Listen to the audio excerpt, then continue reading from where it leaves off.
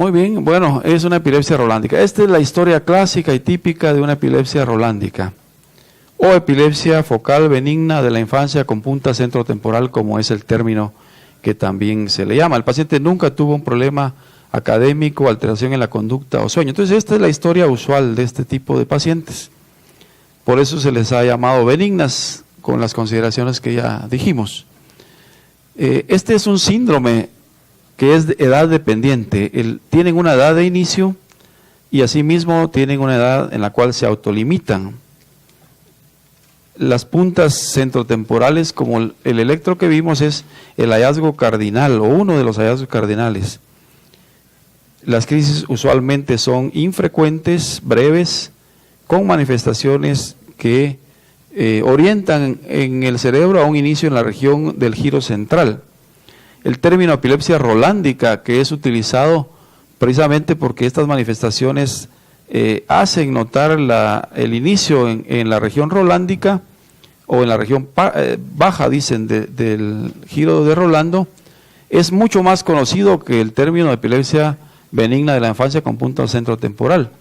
Entonces es por mucho más utilizado y es conocido sobre todo en pediatría, así que es correcto llamarle así y probablemente sea más identificado de esta manera.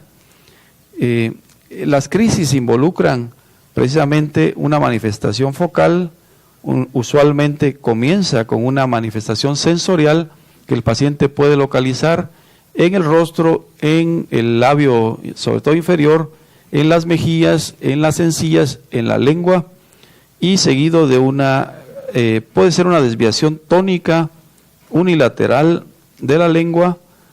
El paciente comienza a salivar, no solamente porque él no puede cerrar su boca, puede haber una contracción de la comisura labial hacia un lado en forma tónica o movimientos clónicos de ese mismo hemirrostro, pero también existe una mayor producción de saliva. El paciente en ese momento puede comprender completamente lo que se le dice, incluso puede obedecer si uno le pide algo, pero él no es capaz de hablar. Aquí se dice que lo que está sucediendo es en realidad una disartria o una anartria, porque el paciente no está teniendo una afección cortical o a nivel cortical de su lenguaje. Sin embargo, esto tiene alguna discusión porque la disartria o la anartria debería quizá usarse más en una afección no relacionada a la corteza cerebral. Pero entre otras cosas, el inicio de las crisis es de entre 1 y 15 años, pero la mayoría, 75%, comienzan entre los 7 y 10 años. Es más frecuente un poquito en los niños que en las niñas, 3 a 2. Y de los niños con epilepsia de 1 a 15 años, este síndrome representa más o menos el 15%.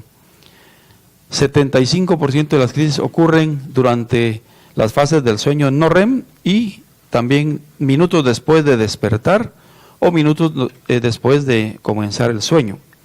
La evaluación neurológica en estos pacientes es normal y el desarrollo también es normal. Este síndrome fue inicialmente descrito en la década de los 90 y las primeras descripciones de Nairac y Beausart representaron, se dice, un paso histórico en la comprensión de la epilepsia, porque esos pacientes, a pesar de tener una manifestación focal, un electroencefalograma focal, en realidad ese cerebro y esa corteza es completamente normal en términos, digamos, de lo que un estudio de imagen puede determinar. Así que esta fue la primera comprobación de que una epilepsia focal no necesariamente es una consecuencia de una lesión a nivel cortical. También fue el primer ejemplo de una epilepsia con manifestaciones clínicas ictales electroencefalográficas bien definidas y con una historia natural favorable. Recordemos que en la década de los 50 la clasificación actual que conocemos de síndromes no estaba, digamos, elaborada y los conceptos eran aislados de la epilepsia. La clasificación de síndromes se publicó en el 89 y lo de crisis en el 81, así que esto sucedió antes de eso. Además, este fue y ha sido un ejemplo de una epilepsia que siempre lleva a una recuperación espontánea verdaderamente edad dependiente. Quiere decir que comienza a cierta edad y la misma madurez cerebral a través de los años y la edad hace que se reviertan los síntomas. Entonces aquí no existe una lesión cortical, sino que lo que se cree que sucede es que son áreas cerebrales corticales en las cuales hay aumento de la excitabilidad cortical. Estas áreas en los dos síndromes más reconocidos y más frecuentes involucra el primero, como el que hemos mencionado, la epilepsia rolándica, las áreas somatosensoriales, y el síndrome de Payanotopoulos, que se cree el segundo más frecuente, es una epilepsia occipital, involucra circuitos que tienen que ver con las vías visuales. Esta es una gráfica que ejemplifica cómo existe un incremento de la hiperexcitabilidad cortical en el área de las manos, como se ve en la gráfica que tiene color blanco, y en los pies un poquito más tardía. Esta es el tiempo, digamos, y cómo a través del tiempo existe una onda, digamos, de mayor aumento de excitabilidad, inicialmente en las manos y seguidamente en el área cortical que tiene que ver con los pies. Esto es a través de provocar la descarga electroencefalográfica, a través de la estimulación somatosensorial. Vamos a explicar un poquito más de esto después. Bueno, la mayoría de crisis inician con movimientos clónicos de hemifaciales, como hemos mencionado. Hay algunas otras características quizá que no mencionamos. Duran 1 o 2 minutos y bueno, el paciente regresa a ser normal. Es inhabitual que el paciente pueda tener una generalización secundaria, pero sí está escrito que puede suceder. Lo más frecuente es que haya involucramiento, además del rostro, de la mano de ese mismo lado, del pie de ese mismo lado, y como hemos dicho, raramente generalizar secundariamente. Una crisis tónico-clónico generalizada de inicio en estos casos o en este síndrome no sucede. Pueden haber crisis parciales complejas, o sea, alteración de la conciencia asociado a esto en 5%, y crisis semiclónicas son más frecuentes en niños más pequeños, y algunas veces son duraderas, haciendo verdaderos estatus epilépticos semiclónicos. Pero estatus tónico clónico generalizados se dice que probablemente no existan o son muy raros. Así que si tenemos un estatus va a ser hemiclónico focal. Las crisis consisten únicamente en fenómenos somatosensoriales, a veces sin haber una manifestación motora. 10 a 13% de los casos tienen una única crisis en la vida y no vuelven a repetir. 70% tienen crisis infrecuentes, como 2 a 6 durante toda la evolución, y 20% tienen crisis frecuentes. 65 a 70 de las crisis suceden, como hemos dicho, al despertar, minutos después de despertar, o si no, unos minutos después de iniciar el sueño, y el estado epiléptico ya hemos mencionado. Este es el hallazgo, el grafoelemento, digamos, característico, que se dice que es un grafoelemento que tiene una onda positiva inicial, seguido de una onda negativa de alta amplitud que sigue, una onda positiva posterior y después una recuperación lenta, como esta es una gráfica y esto es más o menos lo que uno mira en el electroencefalograma. Este sería un trazo muy característico. La mayoría de negatividad, digamos, está máxima en las regiones centrotemporales, pero pueden haber también puntas y en otras regiones. La duración de este grafoelemento más bien es como una onda aguda y no una punta, pero están descritos como punta onda lentas o ondas agudas o ondas lentas. Este es un electroencefalograma característico, un ritmo de base normal con este tipo de grafoelementos con complejos de punta onda lenta o onda aguda onda lenta focales. Algunas veces estos pueden ser bilaterales, sincrónicos, algunas veces pueden ser asincrónicos, otras veces están confinados a un solo hemisferio. Bueno, esto es lo que ya hemos mencionado del electroencefalograma, pero quisiéramos decir que el electroencefalograma debe de ser realizado con registro de alerta y también con sueño no MOR o no REM, porque algunos pacientes pueden tener electroencefalogramas completamente normales en estado de alerta y aparecer la actividad anormal únicamente cuando el paciente se duerme. De todos modos, aunque uno mire actividad epiléptica durante el estado de alerta, el sueño incrementa este tipo de actividades, algunas veces los hace bilaterales o los hace propagarse a otras regiones. Este fenómeno no es exclusivo de este síndrome. Usualmente durante la fase de sueño no REM tenemos un aumento, propagación de la actividad focal en muchos otros síndromes epilépticos. La maniobra de hacer un estímulo somatosensorial puede desencadenar la presencia de estos complejos, y se dice que uno debe hacer un estímulo, o el paciente debe hacer un estímulo tamborileando sus dedos, y en ese momento uno puede encontrar el registro. Si el paciente no es capaz de hacer esto porque no colabora, puede uno hacerlo tanto en los pies como en las manos, de un lado primero, de otro después. Esto es parte de lo recomendado en un electro cuando uno está pensando en un síndrome rolándico. Bueno, quisiera presentar brevemente un segundo caso. Este es un paciente femenino de 7 años de edad, sin ningún antecedente de importancia, producto de un parto eutóxico simple. No tuvo ictericia, no hubo ninguna complicación perinatal, es la segunda hija de 2. No tiene infecciones respiratorias de repetición, ninguna hospitalización ni enfermedad grave, y un logro del desarrollo que son normales hasta el inicio de las crisis.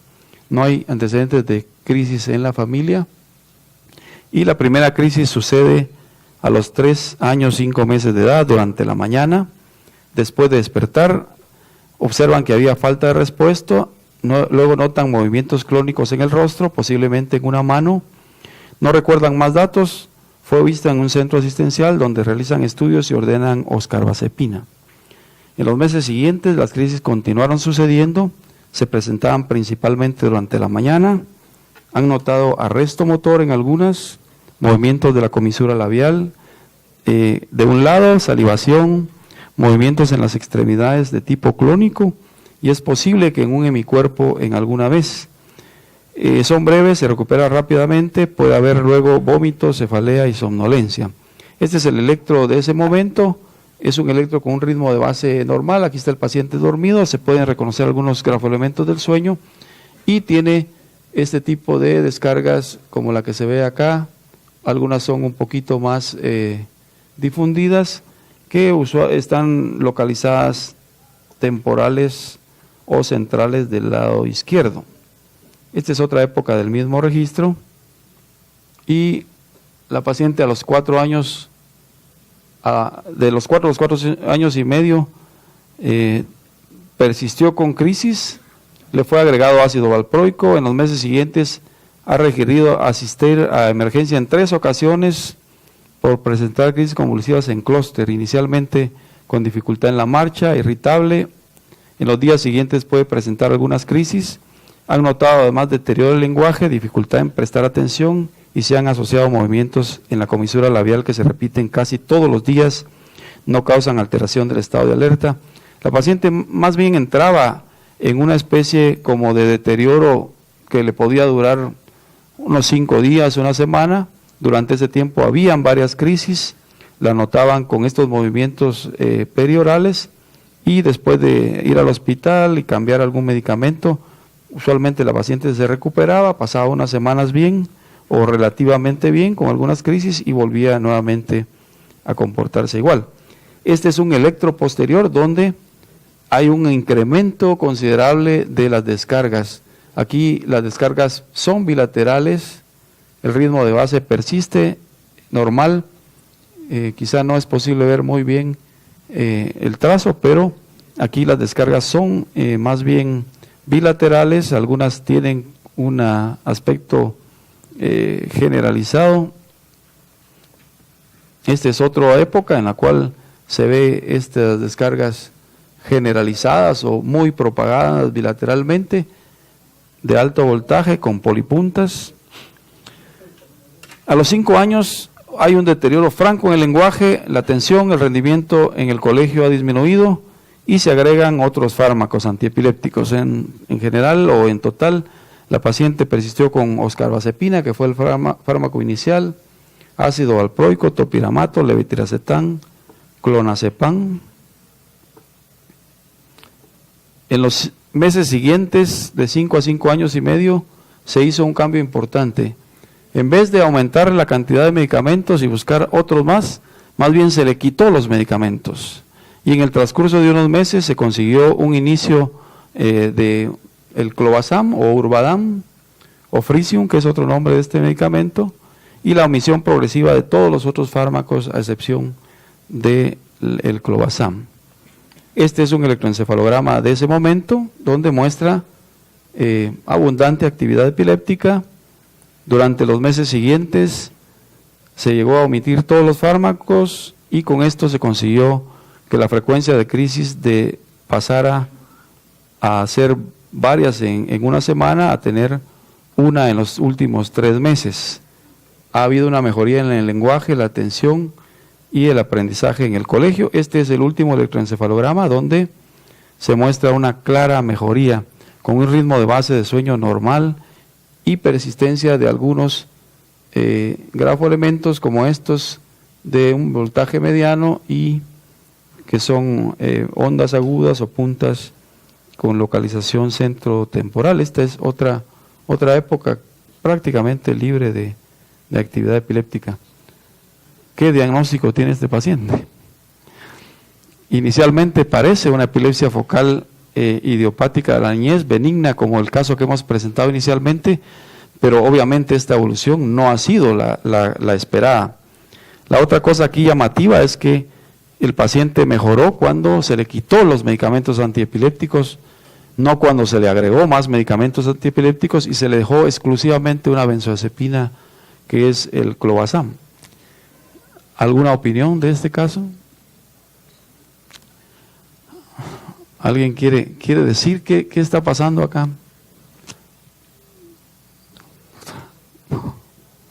Bueno, pues esto no es un caso fácil, esto es probablemente la excepción. Y estas epilepsias que inicialmente fueron descritas como benignas, a través del tiempo se ha visto que realmente no son tan benignas todas. Las descripciones de un subgrupo de estos pacientes que tienen una llamada evolución atípica es cada vez más frecuente, reconocida, y inicialmente reconocida solamente en la epilepsia rolándica y actualmente reconocida también en la epilepsia occipital de inicio temprano tipo Paganotopoulos. Entonces este subgrupo de pacientes inician de una forma más o menos benigna, con un cuadro de una epilepsia focal benigna, y a través del tiempo manifiestan un progreso, un empeoramiento en su actividad epiléptica con deterioro pronunciado que involucra usualmente el lenguaje, cognición y comportamiento. Muchos de estos pacientes paran teniendo diagnósticos erróneos de síndrome de Lennox-Gastaut, sin embargo no tienen eso. Se agregan algunos otros tipos de crisis epilépticas como crisis atónicas, crisis mioclónicas, ausencias atípicas, mioclonos perioral, mioclones negativo, crisis tónica durante el sueño, que son uno de los datos cardinales en el Lennox-Gastaut, no están presentes en estos casos y pueden tener un comportamiento como tener una semana o 2 semanas de haber muchas crisis, empeoramiento en muchos aspectos y alcanzar después un relativo control durante unas semanas siguientes y volver nuevamente a presentar este comportamiento periódico. Este es un electroencefalograma de algún otro paciente con esto, en el cual se muestra un ritmo de base que persiste usualmente normal, pero la presencia de actividad epiléptica muy abundante puede algunas veces mezclar actividad lenta también en el ritmo de base, y complejos de punta onda lenta que tienden a ser generalizados y cuando el paciente se duerme usualmente se vuelven continuos. Este trazo recuerda a otro síndrome que se llama la punta onda lenta continua durante el sueño de ondas lentas. De hecho, algunos de estos pacientes inician teniendo una epilepsia benigna y paran teniendo el cuadro de una estatus de este tipo, que es un síndrome llamado una epilepsia con punta onda lenta continua durante el sueño de ondas lentas. Este es otro trazo que muestra ese tipo de actividad. Algunas veces esto recuerda a la actividad que se ve en las epilepsias de ausencia típicas con complejos generalizados de punta onda lenta de 3 Hz, aunque otras partes del electro son diferentes. Ahora, interesantemente aquí, el empeoramiento de estos pacientes también está relacionado a la utilización de medicamentos. Los fármacos que creemos que son activos para la epilepsia, en casos como este, en vez de ser beneficiosos, causan un deterioro y un agravamiento de las crisis. Dentro de ellos, los fármacos antiguos son los más identificados con este tipo de empeoramiento: fenobarbital, fenitoína, carbamazepina, pero aún otros medicamentos más nuevos como la oscarbazepina, la motrigina, topiramato, han sido también asociados a provocar o a tener un más riesgo de que tenga uno una evolución atípica. El ácido valproico es interesante porque, a pesar de que ha sido también descrito que puede empeorar, es quizá la elección más segura y más,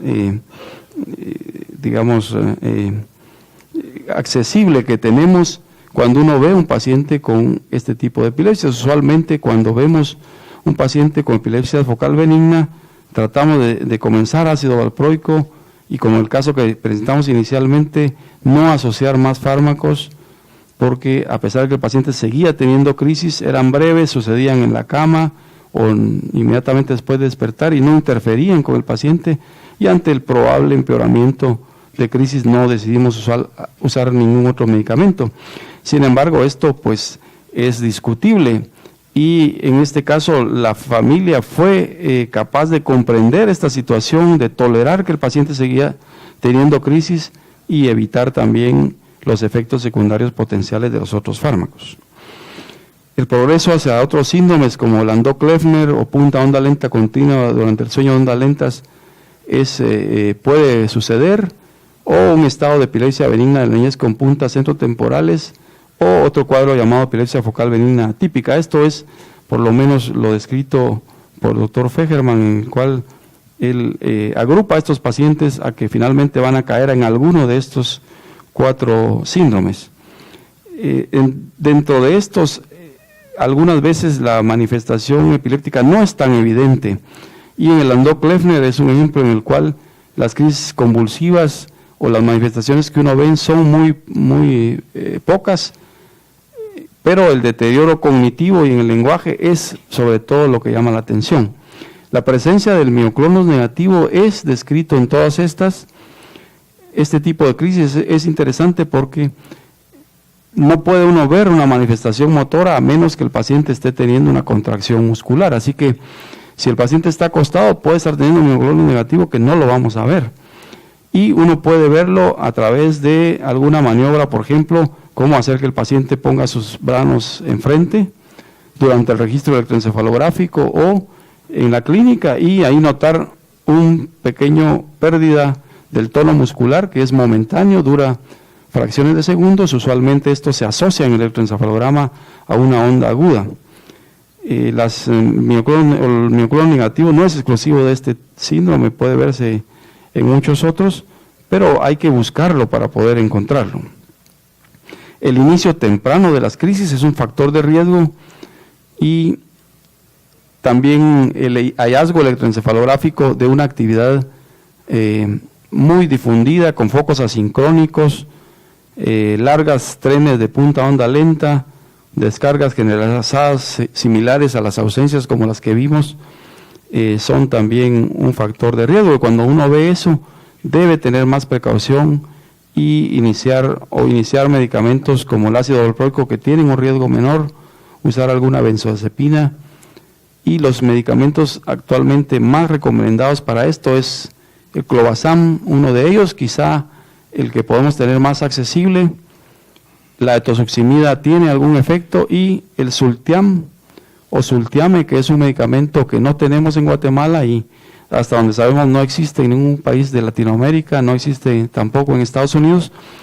Y es un medicamento que se desarrolló como en la década de los 60 y se quedó huérfano. Inicialmente descrito como un medicamento muy débil para epilepsia y probablemente efectos únicamente porque aumenta los niveles séricos de otros fármacos, pero ha retomado un interés precisamente por esto mismo y ha quedado casi exclusivamente para tratamiento de síndrome Landau-Kleffner o una evolución atípica de una epilepsia benigna de la niñez. Hemos tratado de traer este medicamento para algún paciente, no ha sido posible, y curiosamente este medicamento está químicamente emparentado con ultrasuximida y dentro de los efectos secundarios llamativos es que produce hiperventilación. Así que pues si uno pudiera utilizar este medicamento sería mejor. Lo que hemos hecho hasta el momento es usar Urbadán o Clobazam o usar alguna otra benzodiazepina exclusivamente y tratar de omitir el resto de fármacos.